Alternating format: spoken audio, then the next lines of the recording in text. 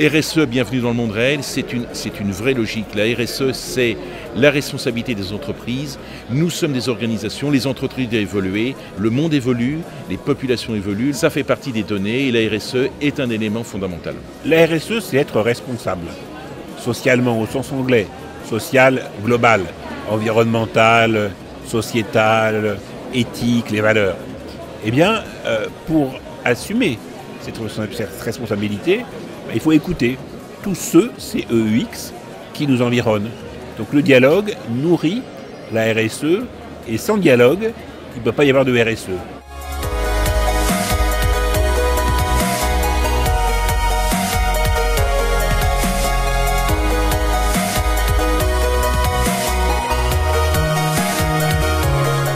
Le vrai point aujourd'hui, c'est que beaucoup d'entreprises voient que pour se développer, elles ont besoin de créer du bien-être au travail. Aussi bien pour attirer des talents que pour les garder concrètement. L'entreprise qui doit vivre des transformations, qui doit être plus efficace, peut bénéficier des enjeux du bien-être au travail pour réussir.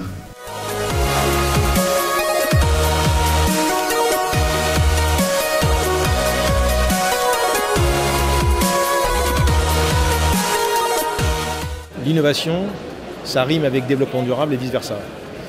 Si on veut changer le monde, il va falloir qu'on fasse autrement ce qu'on a toujours fait. Il est urgent de tenter des nouvelles expériences, car on sait qu'aujourd'hui, la continuité de faire ce qu'on a toujours fait, on obtiendra ce qu'on a toujours obtenu, c'est-à-dire des choses bien, mais beaucoup de gens au bord de la route. Il y a quelques années, c'était vraiment un synonyme de communication. RSE voulait dire communication. Maintenant, ça veut dire ancrage dans le réel, ça veut dire innovation très concrète, très pratico-pratique, qu'elle soit technologique, qu'elle soit d'usage, que ce soit sur le thème de l'environnement avec l'économie circulaire, la lutte anti-gaspillage.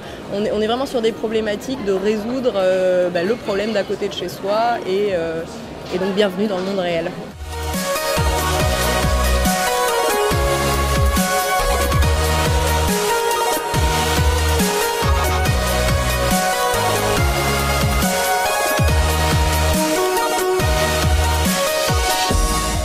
On est tous intéressés par le développement durable, on pourrait faire un test. Qui s'est levé ce matin en se disant, tiens, si je faisais des travaux de rénovation énergétique chez moi, où je pourrais réduire de 20 à 30% mes consommations, dans un monde où la solidarité énergétique planétaire est importante, on a 1,2 milliard de personnes qui n'ont pas accès à l'énergie.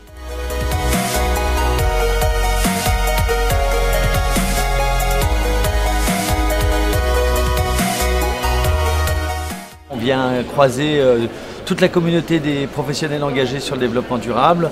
On y croise nos clients, on y croise des partenaires, des consultants experts avec qui on travaille. C'est un lieu de rendez-vous obligatoire. On aime bien être là.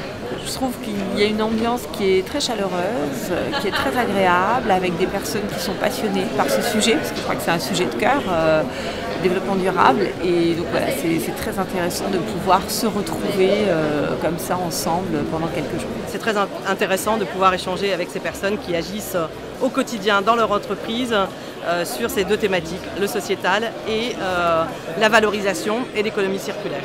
C'est un des lieux clés pour rencontrer des gens qui sont sensibles à la RSE et qui travaillent dans un univers professionnel.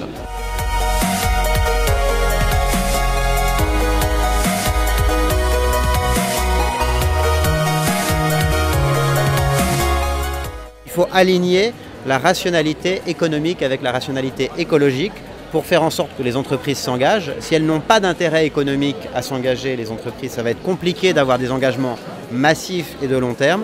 Donc il est important de montrer que l'environnement, quand on s'engage concrètement dans le monde réel, eh bien, ça apporte des bénéfices à la fois pour l'environnement, bien sûr, et puis bien sûr, elle représente un intérêt pour l'entreprise, puisque réduire son empreinte climatique, par exemple, c'est réduire ses émissions et donc réduire ses coûts.